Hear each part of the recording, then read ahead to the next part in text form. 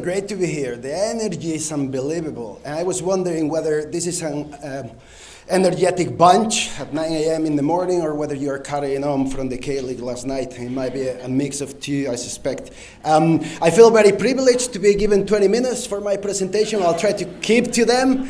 I know that that's a commodity, a priced commodity in today's conference. So I'm going to get my timer on. Yeah, so it's great to be here. I do come from Edinburgh, but obviously this accent is not a Scottish accent, it's a Spanish accent, but I've been here in Scotland for 15 years, and I've been lucky enough to see some of the developments I'm going to be sharing with you all over the world. And it's an exciting time, but it's also a really challenging time. And that's the paradox we find ourselves in. This is a tremendous time of opportunity for democracy. It's also a tremendous time of disappointment with democracy. And I suppose that's where I want to start, with a little exercise. I don't have music, so it's going to be less glamorous than the previous one. But I would like to invite you to stand up if the statements I'm going to put on the screen apply to you. Starting with, you like the principles and ideals of democracy. So if you can stand up or put a hand up. Okay, great. So hold on in there. Let's see what happens if we test another statement. You like how it works in practice.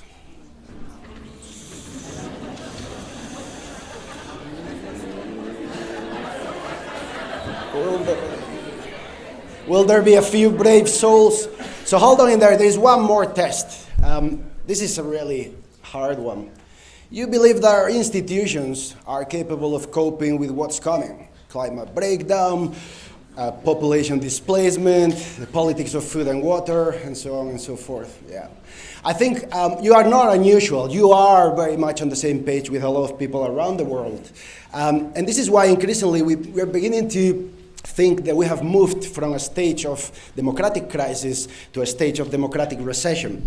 In the last 10 years, we've lost a lot of democratic systems around the world, the starkest reduction that we have seen in 5 decades. The democracy index, which is put every couple of years, shows that there have been an increasing number of countries falling down the ranks of what's considered a democracy. For me, the striking thing is that although half of the world's population live in a democracy, just under 5% live in what we might consider a full democracy, with all the full guarantees, rights, and responsibilities, as well as a system that accommodates civic aspiration and protects liberties.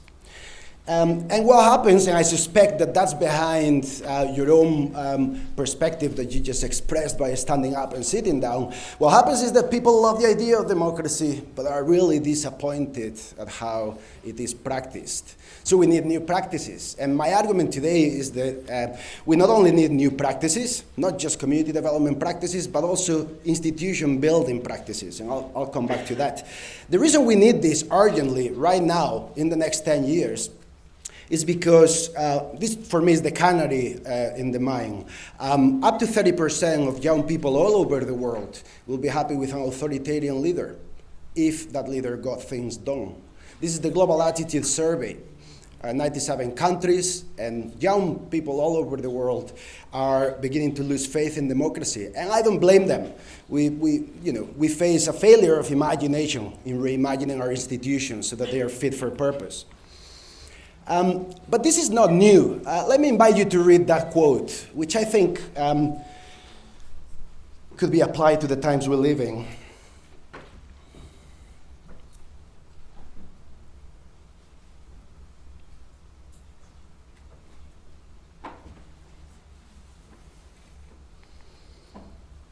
Now, this is a warning from history.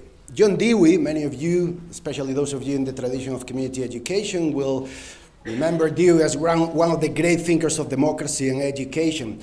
He was warning in the period in between wars, as totalitarian regimes were on the rise. He was warning that unless democracy is seen as everyone's business, unless it is embedded in the way we build relationships, neighborhoods, communities, cities, towns, regions, nations, an international system that can accommodate that, unless we build that democratic ethos into all our relationships, democracy is not secure, if it's seen as something that happens somewhere else, driven by someone else, we are in trouble. And this idea won't be new to you. Those of you who have been in the community of practice of community development for some time will be familiar with ideas around participatory democracy. Very often the emphasis, though, has been in what we do in communities, what we do on the streets, what we do in social movements, what we do in activism. But one thing we shouldn't forget is that things shouldn't stop there. It should also be about reimagining our institutions and remaking our institutions and inventing new institutions that can accommodate citizen engagement. So just to share a couple of trends that are worth mentioning to set the context. And by the way, I want to recommend Participedia, which is the Wikipedia for participatory nerds, if you haven't yet checked it. And it has a brand new website. It's a crowdsourced platform by academics and practitioners all over the world. The story of where we are with citizenship and how we understand what it means to be an active member of a democracy. You will find two different stories in the academic literature. You will find the academics who are quite pessimistic and would say we are at a time of declining voting turnout, we are losing faith in some of our traditional institutions of democracy, some of the basic pillars, the media, government, parties, unions, and so on. And we're losing social capital, the ties and bonds that keep us together and make communities resilient and aspirational. So that's the pessimistic story. On the optimistic story, which I tend to, because otherwise I don't get out of bed if I don't find myself on that other column. The more optimistic story is a story of the incredible development that has taken place over the years in terms of rising the levels of education over the world. That doesn't mean that we are where we need to be. That doesn't mean we should be complacent. But citizens are now better educated than ever, more knowledgeable, more critical, less prepared to take authority at face value, and less prepared to use the established channels for participation. People have the aspiration of processes and institutions that can accommodate more interesting, more deliberative, more dialogic, more co-productive, more collaborative, more meaningful, substantial, difficult, yet productive forms of engagement. And one thing that I always like to mention is that working with governments, usually what I get is the question of public apathy. People don't want to get involved. And I always say the same, where is it that you're looking? Because I see people mobilized everywhere. Public apathy is not, apathy is not a human trait. As Nina Eliasov, the American sociologist, argues, public apathy takes a lot of hard work to produce. And our institutions have become extremely proficient at producing apathy on an industrial scale. You just need to look at places like Scotland, where we have been breaking records with referendums and the world of social enterprise, community development trusts, movement, and so on and so forth. There's a lot going on. But I think it's worth pausing and reminding ourselves that not all participation is good. I would argue that participation that replicates inequalities is counterproductive. And so we have this paradox of growing opportunities to participate and yet ever-growing inequalities. These are trends for the last 50 years. And there are a number of factors that explain that. One of them, of course, is that although we might be very successful with participatory processes out there in communities, in streets, in the places where people live and play and work, we are often constrained by the lack of capacity of our institutions to then build that into the way institutions go about making decisions. Another explanation is that only certain sections of the population tend to take the opportunities of standard government consultations. And therefore, when you have that at play, policy agendas only reflect the priorities of a small section of the population. So in many ways, I would argue that inequalities in health, income, education, and so on stem from the source of inequalities of power. And this has now been mapped all over the world in a recent study by Dalton, who makes a very compelling case to show that the gap between the politically rich and the politically poor is growing. So it's not just the gap between the rich and the poor, but also the gap between the politically rich and the politically poor, and that's not a coincidence. So, as many of you in the room, practitioners with years of experience, know this. Unless we put mechanisms in place to correct those inequalities in participation, what tends to happen is that those processes will be skewed in favor of certain social demographics, and therefore will not reflect the priorities of a cross-section of the population. Now, in response to all of this, there is a field called the field of democratic innovation that tries to imagine new institutions that try to bridge from the streets to the institutional system and create spaces that are citizen-led, but working in formal processes to make decisions, to develop programs, to develop services, and to improve policy. The way we define democratic innovations is fairly simple, I think.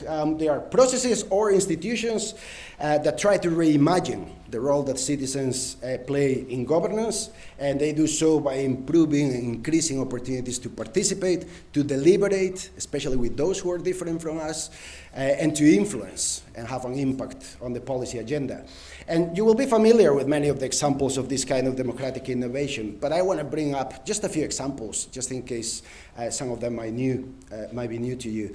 I'm highlighting three aspects: the digital aspect of crowdsourcing, the deliberative, dialogic, in many ways the kind of Freudian kind of a space that mini publics try to create, and then participatory budgeting, which will be familiar to many of you.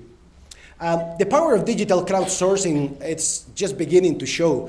And we're still struggling with some of the things that need to happen for digital engagement to be truly democratic, substantial, and so on. We're still caught up by the technologies of the past century, Facebook, Twitter. The technologies of the new century are still being developed. They're more dialogic, they're more deliberative, they have more capacity to bring people together to grapple with complex issues. But we have seen some proto-examples that begin to show promise. Finland, for instance, their open ministry system, which allows to crowdsource legislation, effectively citizens taking the lead in developing legislation and then bringing it to parliament. Or the case of Iceland, where, as you can see on the pictures, it was a really good example of how you go from the streets, from the pots and pans revolution in 2008, to a citizens' assembly of 1,000 randomly selected members of the Icelandic population, and then to the Constitutional Council that developed the text of their new constitution, which then went to a referendum, was approved by the population, and, surprise, surprise, change of government and the constitution is on a shelf. Probably the most progressive constitution ever made, but we'll see it pass, I think, eventually. Many publics, some of you will be familiar with things like citizens' assemblies, citizens' juries, deliberative polls, planning cells, all those kind of mechanisms. They are based on the notion that it's important that we create spaces that bring together a cross-section of the population. Some of the richest and the poorest, people across the whole spectrum of educational backgrounds, obviously demographics, perspectives, and so on. In Scotland, there's a lot of momentum around this idea. There is going to be a citizens' assembly on the future of Scotland between September this year and March next year. The details are still being worked out. But this week as well, the Westminster Parliament announced, 6 committees within Parliament announced that there will be a citizens' assembly on policies to tackle the climate breakdown. So this is happening and is taking place. Of course, the Irish cases on equal marriage and abortion have been particularly high profile. These are unique spaces that allow the kind of conversation, the kind of dialogue that can produce transformation. And finally, participatory budgeting. You will have seen, of course, and we have some colleagues from Brazil here today, of course, and there's a lot going on around this in Brazil, but there are also some it's a dangerous moment, I suppose, in Brazil. But Brazil gave us one of the most popular democratic innovations in the world. In 1899, when they started doing participatory budgeting locally, it was transformational. We can now measure how it helped to tackle health inequalities, to reduce infant mortality, in hundreds of cities across the country, and so on. And then PB, participatory budgeting, has traveled all over the world with different fortunes. It hasn't been as successful everywhere. The Brazilian model of the 90s remains the gold standard. In Scotland, we're trying, and we're going towards mainstreaming PB as part of the way local authorities work. But the potential of PB is in keeping 3 agendas together. public service reform, community empowerment, and social justice. In some places, the social justice agenda is dropped, and they're just focusing on service reform, or to some extent, community empowerment. Without the social justice agenda, PB will never accomplish what it did in its first few decades in localities all over Brazil. So, I'm getting towards the end here, so please hold on, almost there. I think we just need to, there are a number of terms and concepts that we really need to reclaim. They have been stolen, they have been put to really bad use.